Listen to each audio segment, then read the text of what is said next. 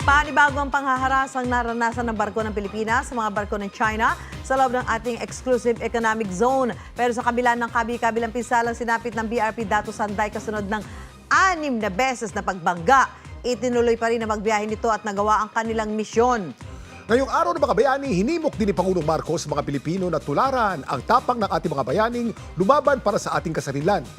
Yan ang ating dambuhalang balita ngayong gabi. Grabe.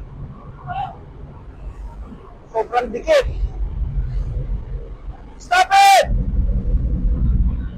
Grabe. Malinaw pa sa sikat ng araw na dinikitan, Stop it! O, yan po, ayan. Tinamaan na naman po ang ating barko. hinarang, pinalibutan at makailang beses na binangga ng China Coast Guard vessels 21555 at 21551 ang BRP Dato Sanday ng BFAR. 2:26 ng hapon, tuluyan ng binomba ng tubig ang BRP Dato Sanday ng isa pang CCG vessel. Ang panibagong insidente ng panghaharas nangyari 7 nautical miles malapit sa Escoda Shoal kung nasaan ang BRP Teresa Magbanwa ng PCG. Tumama sa port side ng BRP Dato Sanday ang Coast Guard ship. Bagyang umatras ang ating barko para sa kaligtasan ng lahat pero ilang saglit lang. Mga kapuso, akala natin tapos na. Yan po ang China Coast Guard 4102 na nagbuga rin po ng tubig dito sa kinaroroonan natin. Sa puntong ito, nakapalibot na sa BRP Dato Sanday ang lahat ng barko ng China. Nagsalit-salitan sila sa pambobomba. Humarang din ang Coast Guard Vessel 21555 kung saan naman nahagip ang nguso ng BRP Dato Sanday. May pagkakataon pang pinupuntirya ng China Coast Guard ang mga navigation equipment. Sabi ng China Coast Guard, nagsagawa sila ng anilay control measures.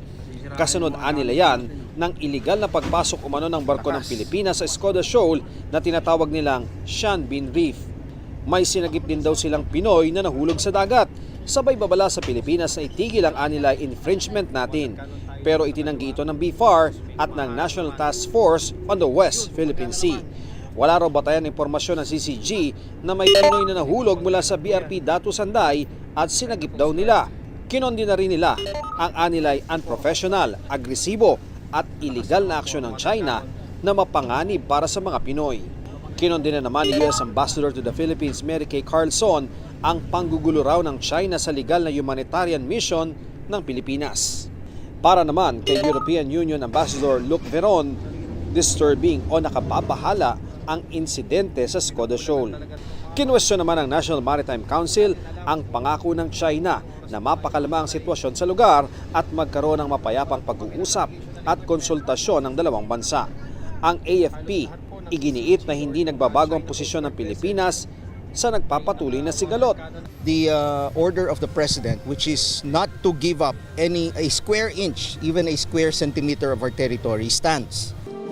Kasama ni General Browner si Pangulong Marcos sa libingan ng mga bayani kung saan siya nagbigay-pugay sa ating mga bayani. Para sa GMA Integrated News, ako si Ian Cruz at yan ang dambuhalang balitang dapat alam mo.